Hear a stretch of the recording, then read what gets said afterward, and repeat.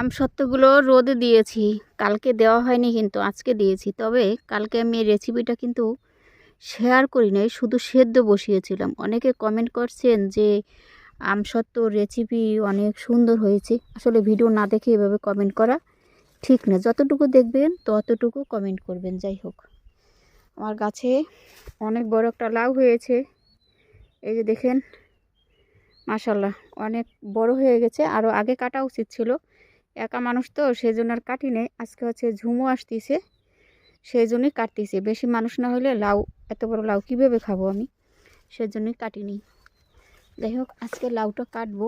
এই যে দেখেন কত বড়, আর সাইডে দুন্দুল হয়ে আছে, দুন্দুলগুলো মানে পেকে যাবে কয়দিন পরে, খাওয়া হয় না এরকম সেজন থাকে। যাই হোক, লাউটা কেটে নিই আগে, কেটে আজকে রান্না করব।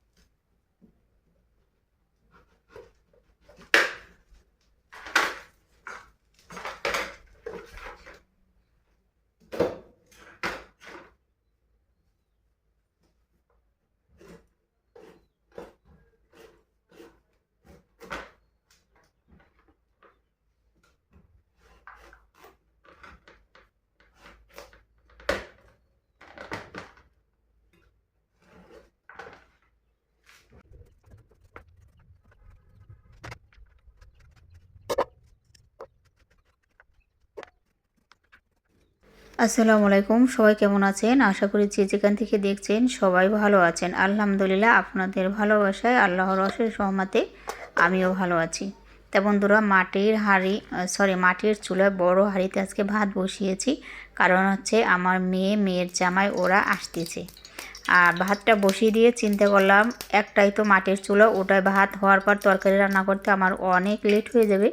সেজন্য চিন্তা করলাম যে গ্যাসের চুলায় আমি তরকারি রান্না করি, তাহলে আমার রান্নাটা তাড়াতাড়ি হয়ে যাবে। আমার বিড়ালটাকে মাছ খেতে দিয়েছি, গরম সেজন্য খাচ্ছে না, বসে আছে। যাই হোক, আগে মাছগুলো ভেজে নিচ্ছি। আর আমি আজকে রান্না করব হচ্ছে বন্ধুরা, মাছ দিয়ে বেগুন ভাজি করব।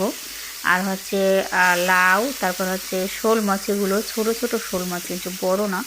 যাই, সেই শোল মাছ দিয়ে লাউ রান্না করবো। আর হচ্ছে আম ডাল রান্না করবো। আর গরমের সময় কিন্তু আম ডাল খেতে খুবই ভালো লাগে, তাই না?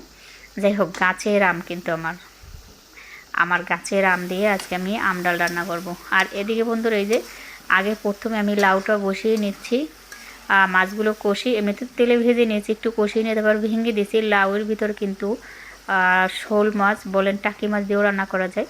আর তারপর হচ্ছে চিংড়ি মাছ, এগুলো দিয়ে কিন্তু এই যে শোল মাছ দিয়ে রান্না করবো, টাকি মাছ ভেঙে দিলে খুবই ভালো হয়, তাই না? যাই হোক, এর আগে যে গাছে লাউটা হয়েছিল সেটাও এরকম বড় হয়েছিল, সেই লাউটা আমি বড় শোল মাছ এনে রান্না করছিলাম। যাই হোক বন্ধুরা, রান্নাটা হয়ে যাচ্ছে আমার, কষানো হয়ে গেলে ঝোলের পানি দিয়ে দিলে আমার লাউ রান্না হয়ে যাবে। তা বন্ধুরা, আজকের ভিডিওটি খুবই ছোটো করছি, কারণ হচ্ছে ওরা আসতেছে, সেজন্য তাড়াতাড়ি রান্না করতেছি, আর বেশি ভিডিও করি নেই। আর যাই হোক বন্ধুরা, আজ পর্যন্ত, আল্লাহ হাফেজ।